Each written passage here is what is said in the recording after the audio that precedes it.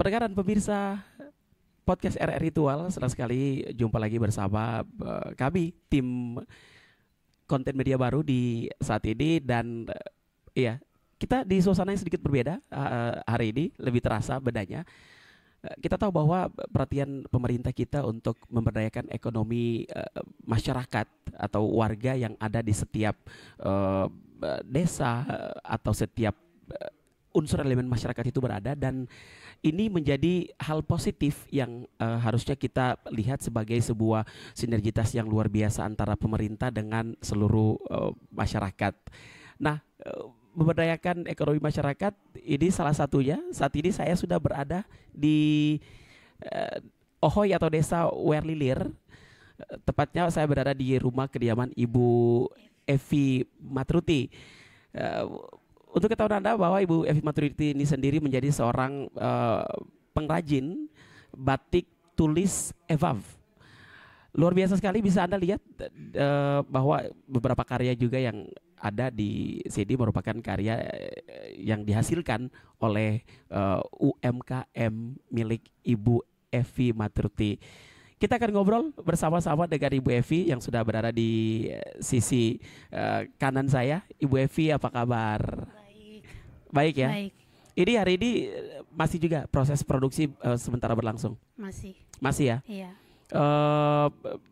Bagaimana perkembangan terbaru update dari usaha yang dirintis Ibu ini? Apakah berjalan dengan frekuensinya itu semakin baik atau seperti apa?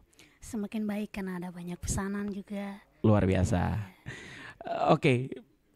Ibu, ini menarik ya bahwa batik tulis Eva mungkin untuk pendengar kita atau pemirsa di wilayah Maluku secara umum dan lebih khusus lagi di Maluku Tenggara, batik tulis Eva ini mungkin jarang kita jumpai ya, atau bahkan ini merupakan batik tulis Eva yang pertama yang ada kita jumpai Iya, di Kepulauan pertama Jaya. Jawa.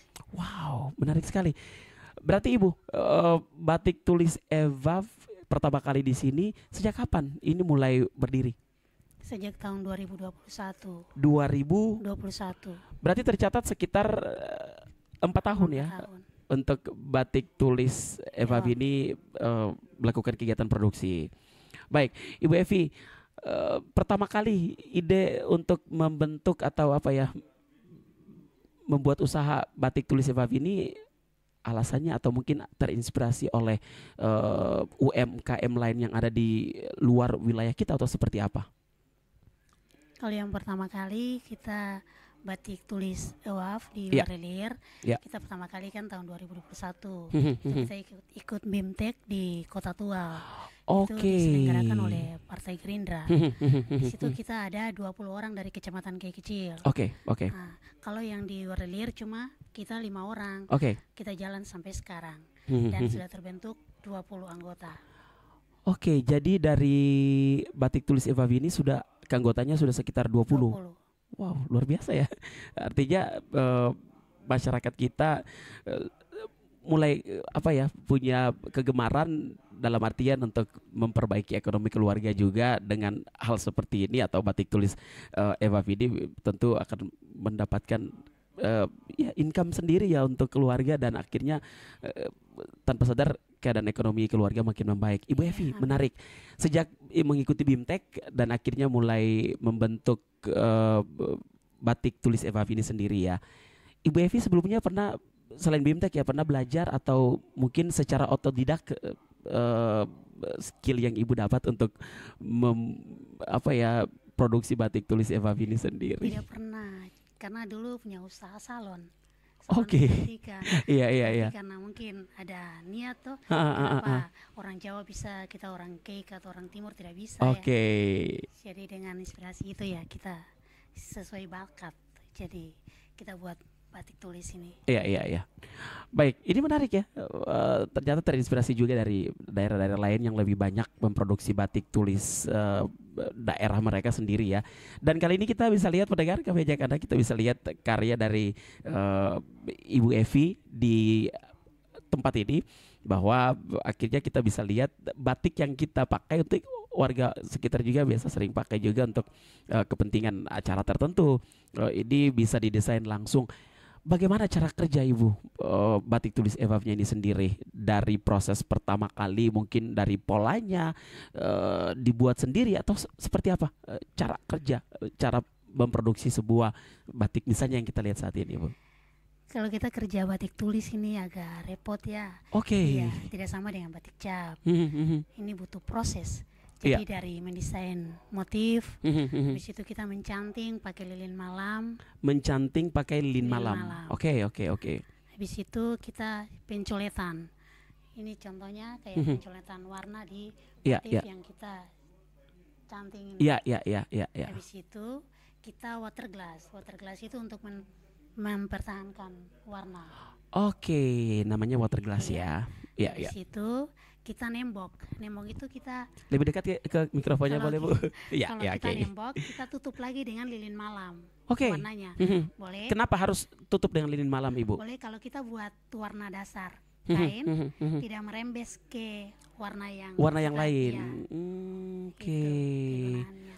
Seperti itu ya. Ini menarik Ibu kan ragam warna yang dilihat ya. Iya. Bagaimana bisa apa ya? Apakah penyediaan warna-warna ini memang sudah ada ataukah Ibu sendiri yang mencampur warna sehingga jadi perpaduan warna yang kita lihat seperti ini, Ibu Ini kan Evi? ada 3 warna Warna primer, dasar? ya. Oke, Ada warna 3 primer. warna, yaitu warna merah, Mhm. warna kuning, Mhm. dengan warna biru. Dari 3 warna itu kita campurkan jadi banyak-banyak warna ini. Oke, jadi memang ini juga butuh apa ya punya ketelitian tersendiri juga, ada ilmunya tersendiri juga mungkin ya pendengar dan pemirsa bahwa untuk apa ya mendesain dari warna primer tadi ya kita buat warna baru itu kan harusnya apa ya sudah apakah Ibu melakukan uji sebelumnya ataukah bagaimana nih? Iya, Misalnya untuk menghasilkan sebuah warna, misalnya ya ini kan ada warna kalau saya lihat ada warna kayak orange ini ya. iya. Apakah itu dari warna primernya itu warna apa untuk orange ini? Ini warna merah dengan kuning. Oke. Campuran warna merah dan kuning. Ini yang perlu juga pemirsa saya dan Anda juga mungkin ingin tahu ya. Ini menarik loh Ibu Evi. Oke. Berarti untuk apa ya? Misalnya nih ada konsumen yang datang memesan dengan warna yang mungkin tidak biasanya, tidak lazim ya. Iya. Ibu Evi tetap menerima itu. Iya, yang penting kita punya warna dasar ini ada. Oke. Warna 3 warna ini ada. Iya. Nah, ini menarik. Apakah bahan-bahan yang tersedia ini mudah dijumpai di daerah kita ataukah memang apa ya? Ibu datangkan dari daerah lain karena kita tahu bahwa untuk produksi sebuah batik tulis kan daerah kita belum cukup marak ya dibandingkan dengan daerah-daerah lain terutama mungkin mereka yang ada di Pulau Jawa dan sekitarnya. Properti yang ada Ibu datangkan dari luar ataukah memang bisa diperoleh di daerah kita Ibu? Kalau untuk batik, kita datangkan bahannya semua dari Jawa. Oke. Jadi kita kerja harus ya beli semua di Jawa jadi. Dari pewarnaan, Iya. kemudian bahannya juga Iya, seperti itu semua ya. Dari Jawa. Lebih banyak pesan dari daerah mana nih Ibu? Dari Bandung, Jogja. Oh Bandung dan Jawa Iya, Tengah karena ya. mentornya juga orang Bandung dan Jogja jadi. Oh menarik. Iya. Oke jadi ada punya mentor juga. Iya. Jadi mereka yang turut apa yang ngarahin Ibu seperti itu ya. Iya. Oke ini menarik. Pendengaran pemirsa podcast RRI Ritual ini menarik bahwa dengan apa ya giatnya UMKM yang ada di daerah kita, salah satu Ibu Evi yang kita kunjungi hari ini, tentu masyarakat kita semakin sadar ya bahwa ternyata UMKM ini juga punya peranan yang sangat besar ya untuk mendongkrak perekonomian keluarga kita gitu. Ibu Evi menarik bahwa tadi didatangkan semua dari Jawa untuk propertinya, bahkan ada punya mentor juga. Sejauh ini Ibu Evi melihat dukungan dari pemerintah atau warga masyarakat dalam hari ini para konsumen yang mungkin saja semakin berdatangan. Kita ke pemerintah dulu. Adakah apa ya selama ini peranan pemerintah atau perhatian mereka terhadap para pelaku UMKM, salah satunya dengan batik tulis evaf yang dimiliki Ibu Evi ini sendiri? Kalau peranan pemerintah ya sangat baik. Contohnya sudah dikabulkan rumah produksi batik yang ada di Wali Bordir. Jadi di desa ini ada rumah produksi ya? Iya. Ibu Evi sendiri sebagai apa di rumah produksinya? Sebagai ketua. Sebagai ketua? Iya. Wah luar biasa sekali. Berapa anggota yang ada di rumah produksi? 20. 20. Iya. Oke, perhatian pemerintah mereka menyediakan rumah produksi. Iya. Apakah mereka melakukan kunjungan-kunjungan rutin juga ke pelaku UMKM untuk melihat bagaimana usahanya berjalan atau seperti apa nih? Khususnya tuh dari pemerintah, yaitu dari Dinas Diperindak, ada kunjungan setiap 1 bulan sekali untuk Oke, kunjungan ke oke, oke. UKM-UKM, khususnya UKM yang ada di Hoiwerlier, Iya, iya, iya, iya, karena iya. binaan dari Dinas Diperindak. Oke, jadi ini mungkin menarik ya, pendengaran pemirsa, bahwa kalau Anda ingin melakukan usaha, artinya menjadi pegiat UMKM, harusnya mungkin bisa mendaftarkan diri dulu ya ke Iya, dinas terkait, dalam hal ini mungkin dinas Disperindak dan juga dinas Koperasi dan UKM, iya, sehingga Anda menjadi salah satu apa ya, bukan warga binaan tapi tempat usaha binaan. iya. Jadi sehingga ada kunjungan rutin, mungkin mereka juga bisa memberikan motivasi-motivasi, bahkan ada mungkin perhatian dengan ada mungkin semacam seperti itu ya. Tadi rumah produksi yang sudah dibentuk oleh pemerintah. Sejak kapan rumah produksi ini mulai dibentuk, Ibu Evi? Bulan Desember tahun 2024. Berarti kurang lebih sudah berjalan hampir 6 bulan ya Iya. di sini. Sejauh ini ketika rumah produksi dibentuk, apakah ini menjadi pemicu para pegiat UMKM, artinya dari keanggotaan yang ada ini semakin memacu diri untuk tetap berproduksi yang lebih, atau seperti apa nih, Bu Evi? Karena bahan batiknya semua dari Jawa, Iya, jadi iya. sampai sekarang kami masih istirahat. Oke, Iya, oke. cuma buat saja di rumah toh. Iya, iya, iya, iya. Karena kita punya bahan-bahan batik kan bisa dibeli sendiri, Iya, iya, iya. sendiri. Jadi belum kerja di rumah produksi karena dari Perindak kan bilang nanti dorang yang sediakan bahan batik. Jadi sampai sekarang belum. Jadi kami anggota masih istirahat. Jadi yang punya bahan batik di rumah laksanakan di rumah masing-masing. Oke, jadi ini sekarang berarti ini secara pribadi ya, Iya. diproduksi di sini di rumahnya Ibu Evi. Menarik loh Ibu, kalau kita lihat contoh yang ini nih. Ini nanti jadinya apa nih, Bu? Ini sial. Oh, Iya, syal. sial. Motifnya ini motif Hoiwerlier. Oke, lebih identik ya. Iya. Ada apa saja ornamen di dalamnya nih, Bu? Itu rumput laut, Oke, habis itu lat, lat sebagai Iya. makanan khas. iya, makanan khas Oke. daerah kita ya. Ya. Kalau yang ini siput woma. Oke, ya, Belir. ya. Kalau ini makanan khas orang Werlier banget. Oke, bisa dijumpai juga di laut di Iya. sini ya. Iya. Karena makanan khas sendiri. Oke. Ini menarik. Berarti yang pesannya orang sini ya? Dari semua daerah bisa pesan, kalau kita posting dan suka mereka pesan. Nah, ini menarik berbicara mengenai posting, pendengaran pemirsa, bahwa saat ini pun mungkin para pegiat UMKM lebih mudah ya untuk apa ya, memperdagangkan hasil usaha karena banyak platform yang bisa kita gunakan. Apakah Ibu Evi juga memanfaatkan media sosial untuk Iya. apa ya, ya memperkenalkan produk-produk yang dimiliki oleh rumah batik tulis Evavi ini sendiri, Ibu Evi? Ini masih lewat FB aja. Lewat Facebook, Iya. berarti cukup apa ya istilahnya, cukup menjawab juga ya Iya. tentang bagaimana UMKM kita yang harus lebih berdigitalisasi sehingga akan semakin mudah. Berarti punya akun Facebook. Iya, ada. Oke. Saya sampai keringatan, pendengaran pemirsa, saking semangatnya kita dengan kunjungan kali ini di rumah produksi batik tulis Evav Ibu Evi sendiri. Nah, Ibu, kita kembali ya. Ketika tadi proses produksi, apakah Ibu sendiri yang bekerja, artinya secara personal ya, ataukah memang butuh ada keanggotaan lainnya juga untuk bisa memproduksi sebuah, misalnya contoh seperti sial seperti ini, Ibu? Kalau pesanannya banyak, saya panggil anggota untuk bantu. Tapi kalau 1-2, saya kerja sendiri. Oke. Kalau ini kan apa ya, terlihat bahwa lebih identik ya, karena ini merupakan apa ya, hasil khas alam di daerah kita Iya. ya. Tapi apakah para calon konsumen ketika datang mereka bisa bawa pola mereka sendiri? Apakah Ibu Evi bisa menerima itu? Bisa, karena kita batik tulis itu semua motif kita terima. Batik tulis semua motif kita terima. Tapi apakah ketika dalam membatik itu tantangan yang paling kayaknya susah untuk ditaklukkan, adakah di dalam proses pembuatannya itu sendiri, produksi itu sendiri? Ada. Kalau contohnya kalau Iya. Kita ke sini nih. Iya. Kalau warnanya ini kena di motif, Hmm. itu kita susah. Jadi kalau sudah merembes kita kasih ke warna hitam. Kalau warna hitam ini ya Netral. bisa tutup semua warna.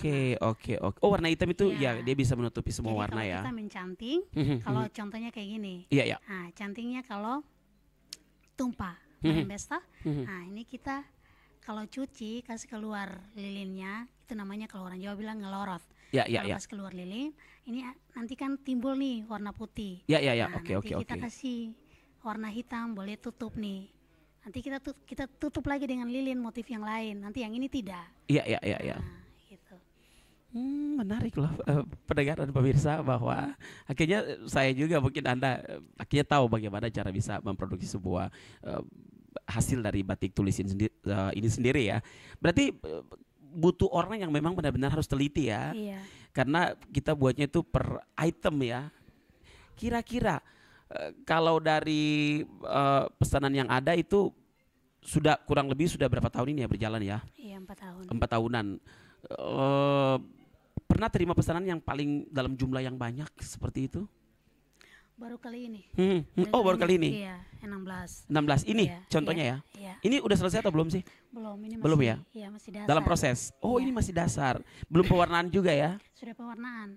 Nanti tinggal ditutup lagi dan dikasih warna yang lain lagi. Oh, jadi ada tambahan warna lagi. Ini cuma warna dasarnya saja. Sampai 16 ya? Iya. Itu dalam bentuk apa? Syal atau kain atau seperti apa? Seragam.